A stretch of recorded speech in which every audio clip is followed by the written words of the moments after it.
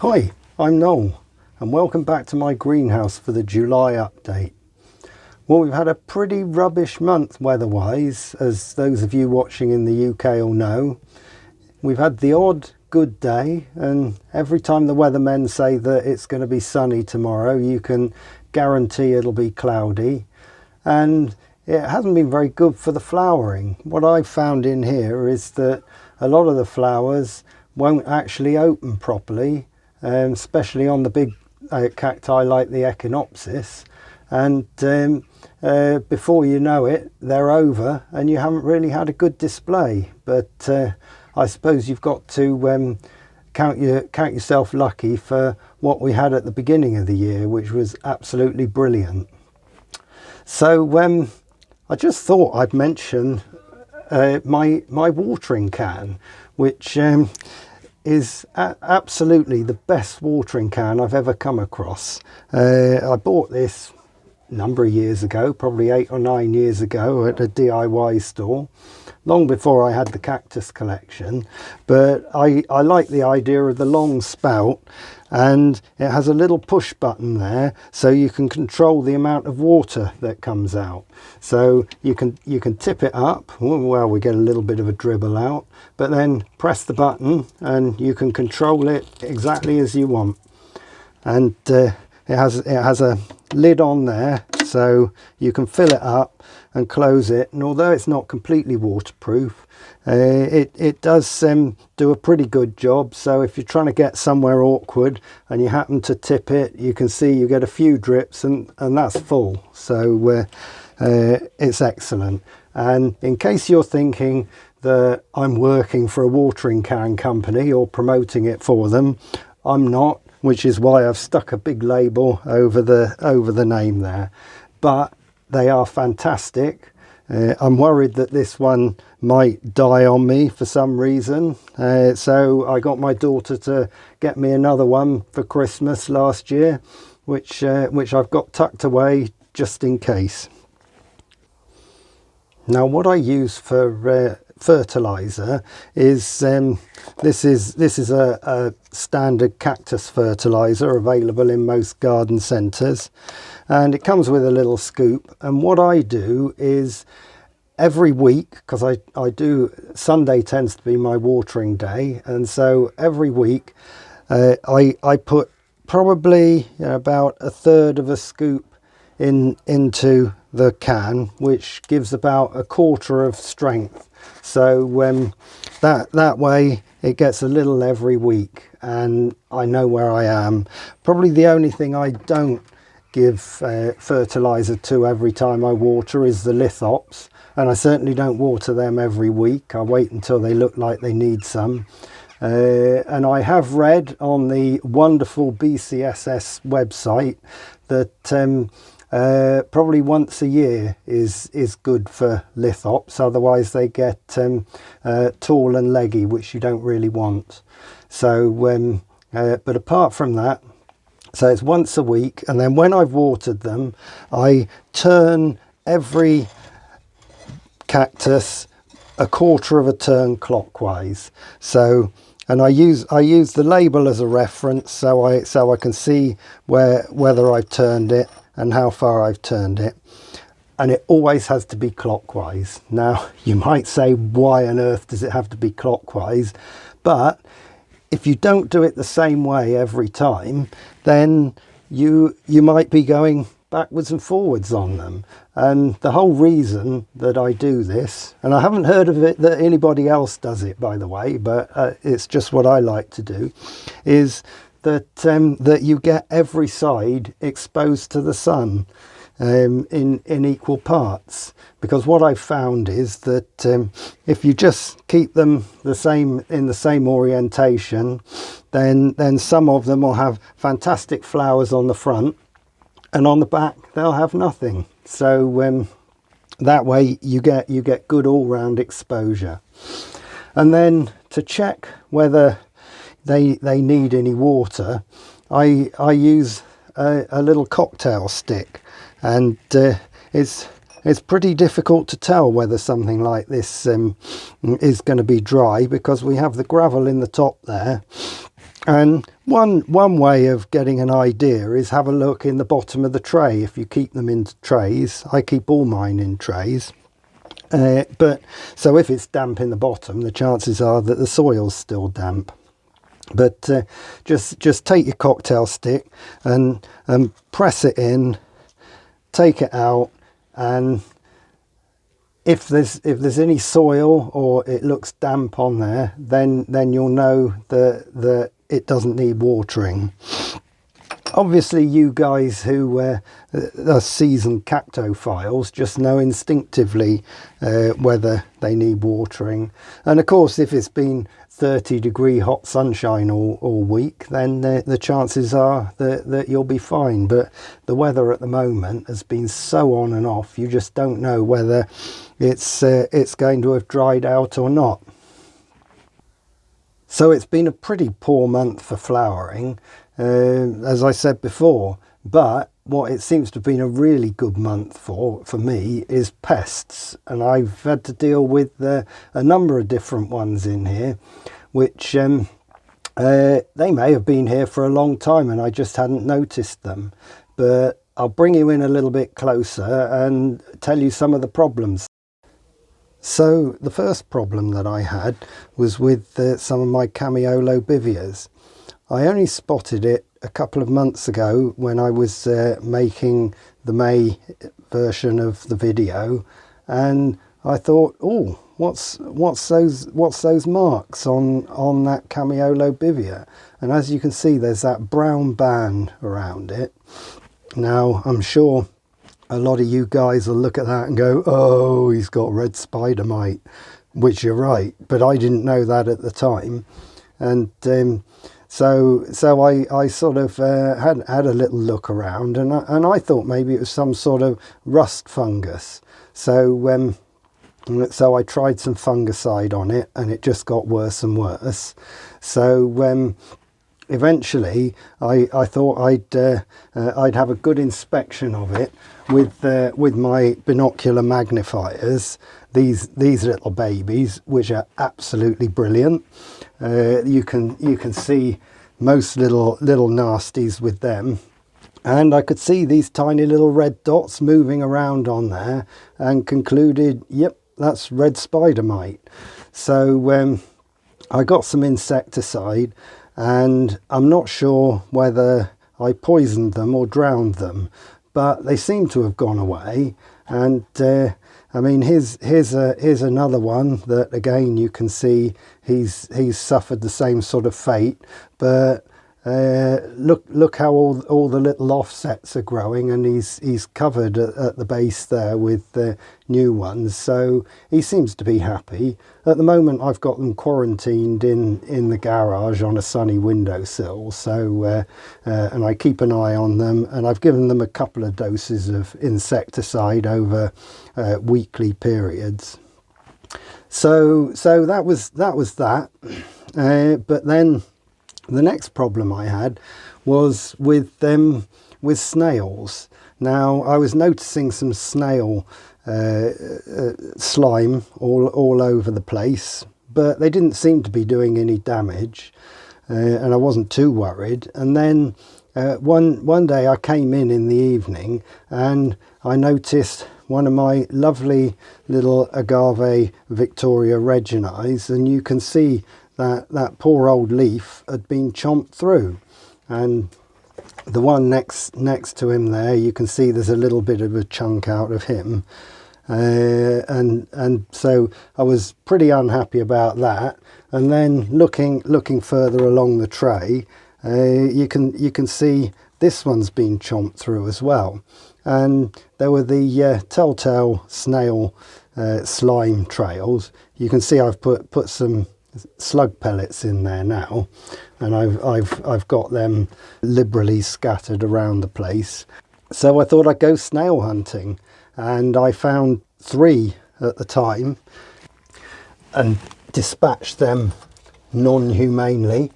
And in fact I found another one in one of these pots this morning, but he'd eaten a pellet and was in a bit of a bad state, so he got dispatched as well.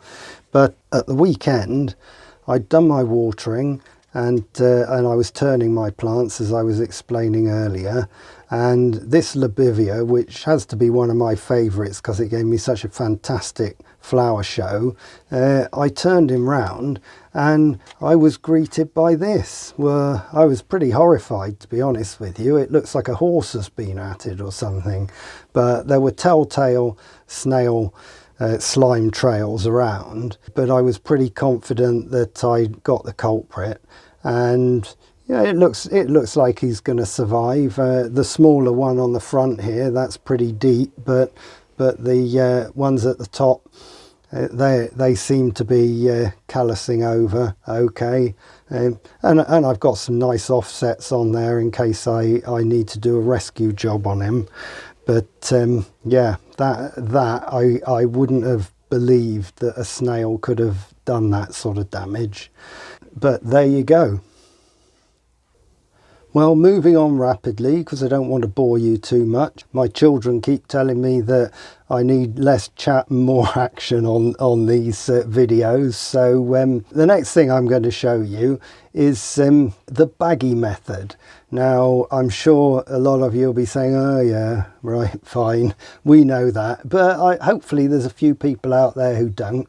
And Mike at the BCSS, just before lockdown, gave us a fantastic interactive demo of it, and so I put it into action a month or so ago, and I've done you a nice little bit of video to show you. I mean, it's a bit more than the baggy method. It shows what I use for seed compost and so on, but hopefully you'll find that informative. So sit back and enjoy, or go and make yourself a cup of tea if you're not interested, and we'll be back shortly. My seed compost recipe I got from Tony Irons. Now, Tony grows loads of his stuff from seed and has some really nice plants that he sells, so my view is if it was good enough for Tony, it's certainly going to be good enough for me. And what he recommended was equal parts of a John Innes seed compost and vermiculite.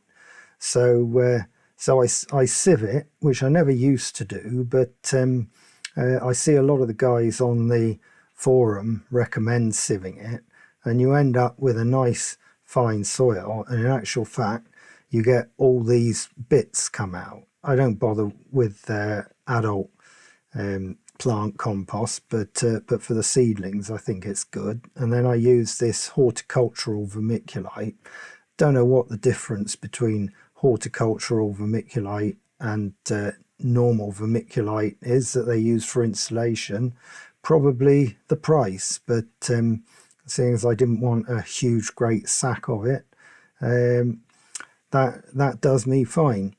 Now what I do is I put equal scoops in, but I don't put it all in at once. I do one scoop at a time, mix it up, and then once I think it's all well mixed, put the next scoop in, and keep going like that. Personally, I just find that a lot easier to get a nice consistency. Otherwise you can end up, you get to the bottom of your bucket and you find that it's all compost and no vermiculite, or vice versa, and we end up there with a really good, nice, consistent mix. So I use a soil tamper, which I knocked up specifically for these pots out of some bits of wood from my scrap box, but you can buy them for £2 or £3 online or in your garden centre. So I fill each pot up to the top and then tamp it down, not too hard, but just to get it nice and firm, and fill up all the pots. And then the next thing to do is give them all a good soaking. So I fill the seed tray up quite full with water and leave them in there for maybe a couple of hours. And it can be, or I find it quite difficult to tell when they're fully soaked. So I find that putting a piece of kitchen towel on the top, just you can see quite clearly that that's all well soaked. Then I leave them to drain for a few hours, and then you must remember to put your labels in, but not of course the seeds, because one thing you don't want to do is cook the seeds. So you get your plastic bag and pop the pot in. But one thing that I've found is a really good way of doing this to know when it's going to be cooked is to expel as much air as you can out of the bag. So I'll partially seal it, get as much air out as possible, and then fully seal it, because depending on the size of the pot, the amount of soil, the number of pots, you don't really know how long to cook it for. So my little trick here is get all the air out and then watch it, and you have to watch it carefully, but once the steam is started to produce from the soil, then the bag fluffs up like a balloon. So put in 4 minutes just to try it, and I'll switch the lights off so you can actually see what's going on in there.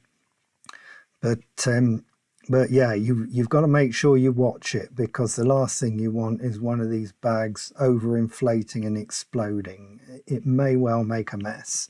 So jumping forward, we've had 3 minutes now, and you can see the bags are sort of starting to stand a bit upright. That one there's looking fairly plump. They're ballooning up now.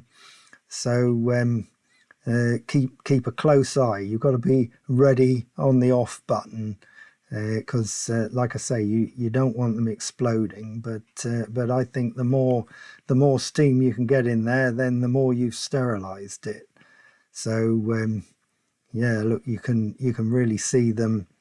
That one's looking pretty close to going. So turn it off and then whip them out, and be very careful, because these are pretty close to boiling point. So you don't want to burn yourself. So we'll unload them, and then the final thing to do, which I like to do straight away while the bags are still soft, is tamp the soil back down again without opening the bag, because I do find that it can expand a bit and fill up the pot again. So just get them all nice and flat, and then we're ready to put the seeds in. Obviously wait until the soil has cooled right down again to room temperature, which might take a couple of hours, and then sow your seeds and you're ready to grow. And I put these in a nice light place on a heat mat. The heat mat I set to 29 degrees on the thermostat down here, and the time switches it off at night. So this gives us a nighttime drop in temperature, which I'm told gets better germination results. So yeah, leave them there. And these have been in for about 5 weeks now, and they're growing really well. And you can see these ones here, which are Lobivias, and we've got really good germination rates with them. And these ones over here are Rebutias, and not quite so good germination rate, but hey, that's not bad going. And let's just pick another one. These are some Mammillarias, and they're doing very nicely as well. Can't complain at that. I reckon those are nearly 100% germinated in there. Now, I don't know how long to leave them. I hear different times between 2 months and 2 years, but I'm just going to have to wait and see and take a bit of advice. But that's the baggy method. Well, I hope you found that informative, and I'll keep you up to date on how the seedlings are growing, if we can see into those bags. So that's pretty much it for this month. We've got the gallery coming up. It's not fantastic because, like I say, there's not been a huge show of flowers, but there's some reasonable stuff in there. And I'd like to say, as always, thank you to Derek and the guys at the BCSS, and thank you for promoting my videos to the other members, because there's not much point in making them if nobody watches them. So until next time, enjoy your gardening, enjoy your cacti, and thank you for watching.